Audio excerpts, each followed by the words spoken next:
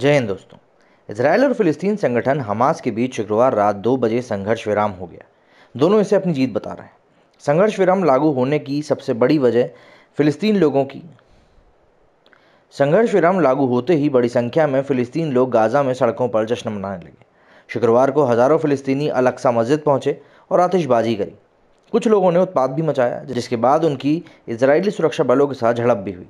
घटना में 60 से ज़्यादा लोग घायल हुए।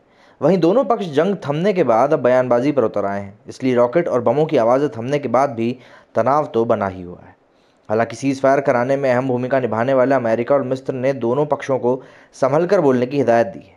वहीं इजरायली पीएम नेतन्याहू ने शाम को मीडिया से बात करी और कहा कि हमास ने 4000 रॉकेट इजराइल पर दागे। इन हालात में कोई भी देश खामोश नहीं रख सकता और हम भी अलग नहीं हैं। आयरन डोम के जरिए हमने अपनी रक्षा करी। अगर ये नहीं होता तो हमें ज़मीनी कार्रवाई करनी पड़ती और इससे दूसरी तरफ बहुत ज़्यादा नुकसान होता।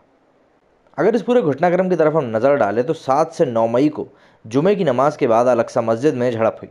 इजरायली पुलिस स्टन ग्रेनेड इस्तेमाल करती है और उसमें 200 से ज़्यादा लोग घायल हो जाते हैं। इसके बाद 10 मई को इजरायलियों ने अरबों के इलाके से मार्च निकाला। झड़प में 300 फिलिस्तीनी और 21 पुलिसकर्मी जख्मी हुए।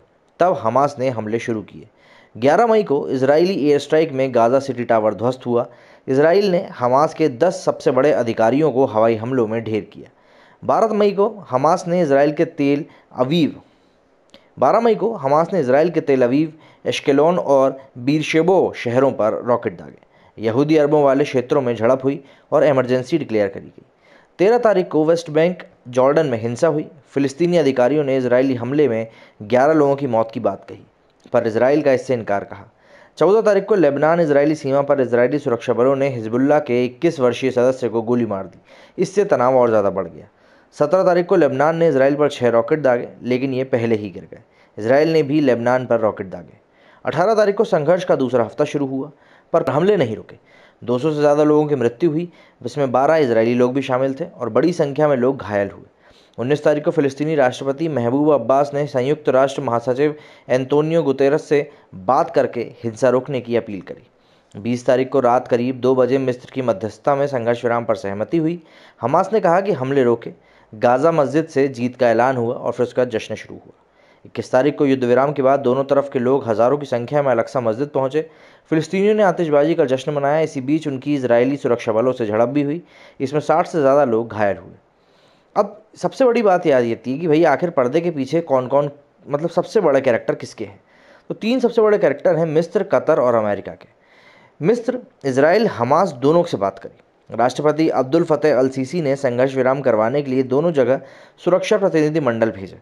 अमेरिकी राष्ट्रपति से ही बात करते रहे। 2014 में भी दोनों के बीच मिस्र ने ही युद्ध विराम करवाया था। कतर, दोहा में कतर के डिप्टी पीएम और विदेश मंत्री ने हमास के राजनीतिक प्रमुख डॉक्टर इस्माइल हानिया से बात की।